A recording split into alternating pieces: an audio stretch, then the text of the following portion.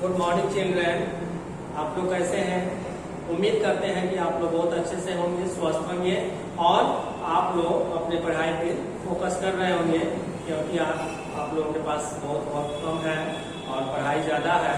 ठीक है, तो आज का हमारा जो टॉपिक है कि हम लोगों ने कल पढ़ा था एक्सेप्टेंस स्पीच, जो कि चैप्टर 5 में दिए हुए हैं। आप लोग बुक को देखेंगे, जिसमें हमने राइटर के बारे में बताया था, लेखक के बारे में बताया था कि जो ऑन सॉन्ग सुई की है, इनके बेटे ने अपने माता के लिए, अपने माँ के लिए यह जो है पत्र लिखा है, वह जो है एक स्पीच दिए हैं। और वह कब, जब नोबेल प्राइज उनको प्राप्त हुआ था। तो उसमें हम लोगों ने यहाँ आपको बुक के सहारे हम बता देना चाहते हैं कि ये last in Burma long struggle for piece, freedom and democracy, यहाँ तक हमने पढ़ाया था कल। आज इसके आगे स्टार्ट करते हैं कि क्या आगे हमें बताते हैं इनके बेटे, जिनका नाम क्या हमने बताया था, अलेक्जेंडर हरीश, जो कि इन्हीं के बेटे हैं। तो ये कहते हैं कि speaking as her son, however I would add that I personally believe that by her own dedication, the personal sacrifice she has come to be a worthy symbol through whom the plight of all the people of Burma may be recognized. बताते हैं, इनका कहना है कि फिर भी वो बता रहे हैं कि उनके पुत्र के रूप में होने के नाते, ठीक है, वो बोलते हैं कि मैं अपनी बातों में यह सम्मिलित करता हूँ, यह रखता हूँ, ठीक है, कि मेरा एक अपना व्यक्तिगत विश्वास है।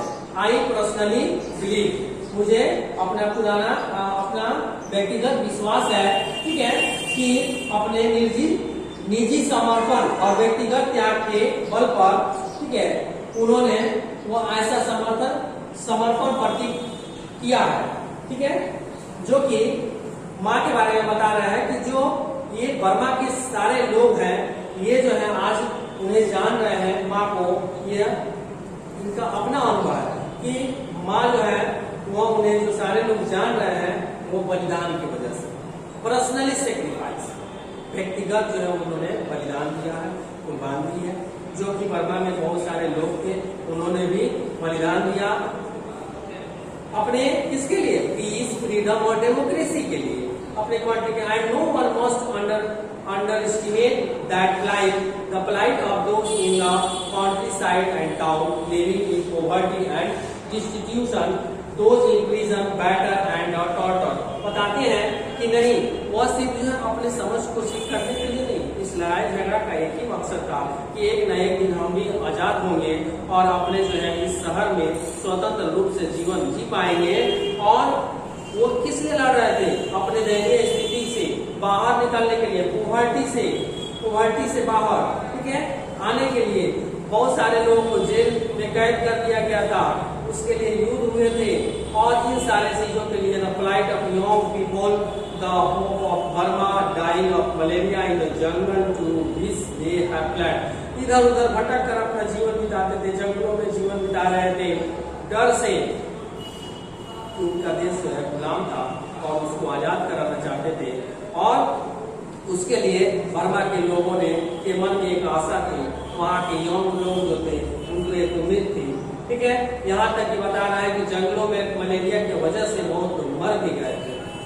Which they have helped, उन्हें तब एहसास हुआ था that of the Buddhist monk, वो बुद्धिस्ट जो थे, उनके साधु संत monk, ठीक है, beaten and the dishonored, वो साधु बुद्धिस्ट के थे, लेकिन उन लोगों को भी बहुत सारे लोगों को पीटा गया था, संतों लोगों को, और उनसे असामान्य व्यवहार किए गए थे।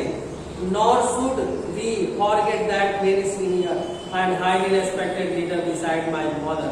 यह मैं नहीं कभी भूल पाऊंगा कि जो है मेरे सीनियर उच्च अधिकारी जो कि नेता थे, वो जो है मेरी माँ की तरफ से खड़े हुए थे। Whom all are incarcerated, जो कि सभी उस समय जो है उनके विरुद्ध हुए थे। It is on their behalf, उनके पक्ष में मैं बताऊंगा that I think, ठीक है, थैंक यू, मैं उन लोगों को धन्यवाद देना चाहता हूँ जो कि मेरी माँ का मदद किए इस सेक्रीफाइस में, इस बलिदान में।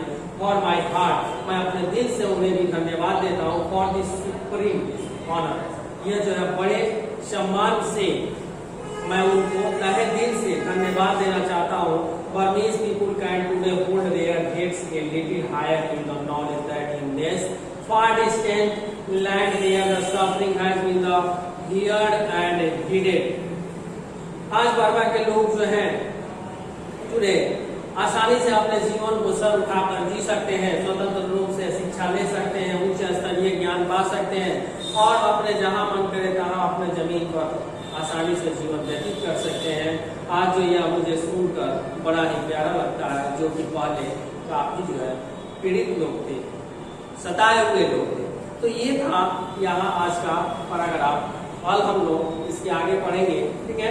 तब तक इसमें जो है एक चीज और बता दें कि इसमें कुछ क्वेश्चन दिए हुए हैं जो ऑब्जेक्टिव टाइप क्वेश्चन है, B1 और यहाँ B2, जो कि मैं पहले कल करा दूंगा। उसके बाद ये 2-3 पैराग्राफ बाकी है लास्ट का, इसको हम लोग पढ़कर और लास्ट में का जो क्वेश्चन है लॉन्ग क्वेश्चन वो हम लोग कर लेंगे, ठीक है। तब तक का आज के लिए इतना ही। Good bye.